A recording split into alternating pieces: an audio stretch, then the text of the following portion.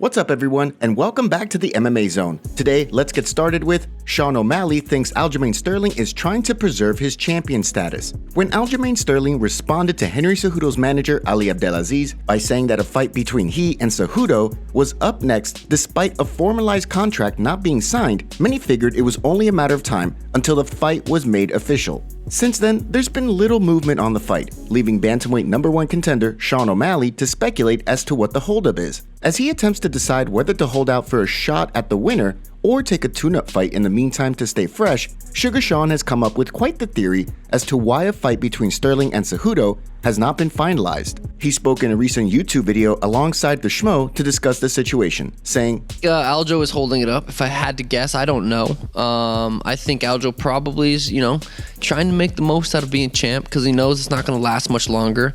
Even if he gets past Henry, he ain't getting past the Sugar Show.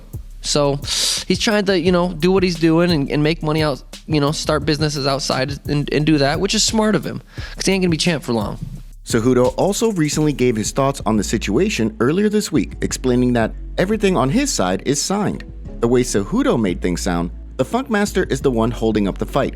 Despite the lack of information being frustrating to O'Malley, Triple C didn't seem to be sweating the holdup. As he revealed in his own video, if Sterling wants to wait until the summer to return, that's fine with him. What do you think the future holds for the bantamweight division? Will O'Malley take a fight while waiting for Sterling and Cejudo to settle things, or will he bide his time and wait for the winner? Give us your thoughts in the comments below. Michael Bisping lists his 3 must-see fights in 2023. During a recent segment of his Believe You Me podcast, UFC Hall of Famer Michael Bisping spoke about his top fights for the new year. The Count unsurprisingly started his list off with a heavyweight clash between Francis Ngannou and Jon Jones, which has been rumored for March after the fight repeatedly failed to get booked in 2022. Currently, the hope is that Ngannou will be ready to return to defend his title, but reports have indicated that the UFC also has backup plans in place should he not be ready in time. Next up on Bisping's list was a rematch between Marlon Chito Vera and Sugar Sean O'Malley. To date, the loss to Vera remains the only one on O'Malley's otherwise unblemished record. With O'Malley currently sitting as the #1 contender at bantamweight, if Chito is able to defeat Corey Sandhagen in February, the two could wind up fighting for the title depending on how things play out when Sugar Sean gets his crack at the belt. Third on Bisping's list was a welterweight showdown between Khamzat Chimaev and Colby Covington, which has been rumored to be in the works for quite some time now. Although there's been little movement on the fight, many, including Bisping, are eager to see the two men compete for the welterweight #1 contender spot. Last but certainly not least is a showdown between Conor McGregor and Jorge Masvidal. With the two men both in the midst of losing streaks, Bisping wants to see McGregor face an opponent who will strike with him rather than look to grapple with him. With the former 2-division champion looking incredibly jacked as of late, Bisping believes a clash between these two at 170 is the fight to make. With that said, however, UFC President Dana White has indicated that McGregor's return fight will likely take place against Michael Chandler. Masvidal, toe-to-toe, standing on the feet, is as game as they come, hence the nickname. He's as fast, he's as quick, he's as technical, and he's as nasty. He really is. And could you imagine the trash talk leading up to it? Fuck me, pay-per-view bonanza.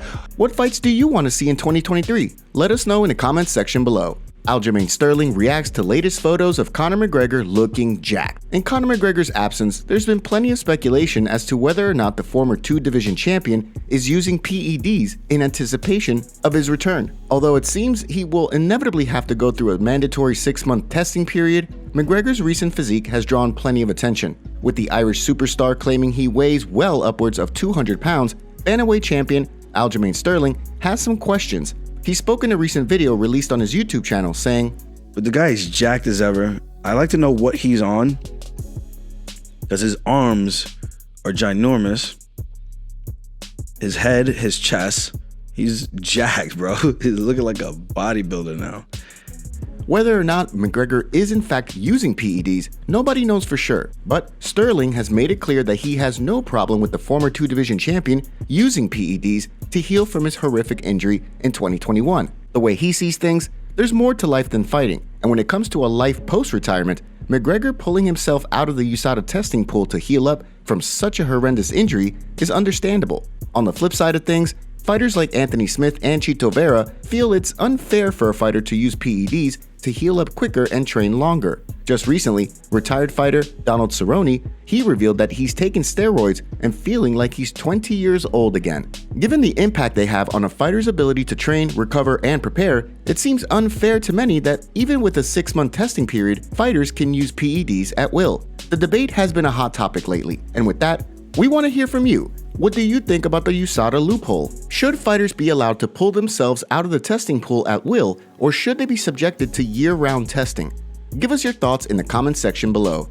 Before we continue, make sure you give that like button some love and be sure to subscribe to the MMA Zone for all of the latest news. Yair Rodriguez selfishly wants Alexander Volkanovski to defeat Islam Makhachev. Yair Rodriguez is currently slated to fight Josh Emmett for the interim featherweight championship at UFC 284. Despite that, Pantera has been keeping a close eye on the headlining fight between pound-for-pound kingpin Alexander Volkanovski and Islam Makhachev. Regardless of who wins the Clash of Champions, Volkanovski's next move is likely a return to featherweight. The way Rodriguez sees things, the best thing for him would be for Volkanovski to defeat Makhachev before returning to featherweight as a champ. If everything goes according to plan in his fight with Emmett, he will be in a position to defeat the champ and hand Volkanovski his first loss inside the octagon. While maintaining that he has nothing but respect for both men, he revealed why he wants Volk to win. "I have nothing against Islam or Volkanovski. Actually, quite the opposite. I have the utmost respect for them. Let the best man win. But it would be in my benefit for Alexander Volkanovski to win, obviously, just in terms of my career. I'd like for him to win." With the new year underway, the clash between Rodriguez and Emmett is now just under 2 months away. Rodriguez, of course, is coming off a wild TKO win over Brian Ortega as a result of an injury, while Emmett is fresh off a split decision win over Calvin Kattar. When the two men collide, the fight is sure to produce fireworks. Although many have questioned whether or not Emmett will try to stand and trade with Rodriguez, he has shown time and time again that he carries knockout power and he's able to find success on the feet. When the two men clash for the interim featherweight title, how do you see things playing out? Give us your thoughts in the comment section below. And now for our breaking news story of the day. At this time, I think we've made a decision. I'll be handing this bout back to Cage Warriors. And then next year, 2023, London March, we're looking to make my UFC debut in London. Well, I got to say, Christian, you know, one of the most well-deserved UFC debuts, certainly from my time in Cage Warriors. You're one of the most exceptional talents I've ever seen.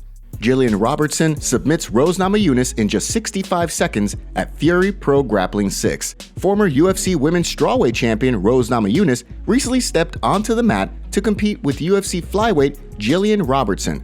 The match was a short one, as Robertson quickly took Namajunas' back before sinking in a rear naked choke in just over a minute. The headlining match came on the heels of Robertson's recent submission victory over Maria Agapova in September, which cemented her status as the woman with the most submissions in UFC history. On the flip side of things, Namajunas has yet to return to the octagon after losing the women's strawweight belt to Carla Esparza back at UFC 274. Although there's been no word on when she'll return to the octagon, recently crowned champion Zhang Weili stated that she would like to see Namajunas get a win before they have a trilogy fight. The card also saw UFC veteran Clay Guida take on young standout Chase Hooper, with Hooper winning the match with a wicked calf slicer after nearly 4 minutes. Several other UFC fighters also competed on the card, with Joe Pyfer defeating Eric Anders via decision and Andre Petroski defeating Ovince St. Preux by decision.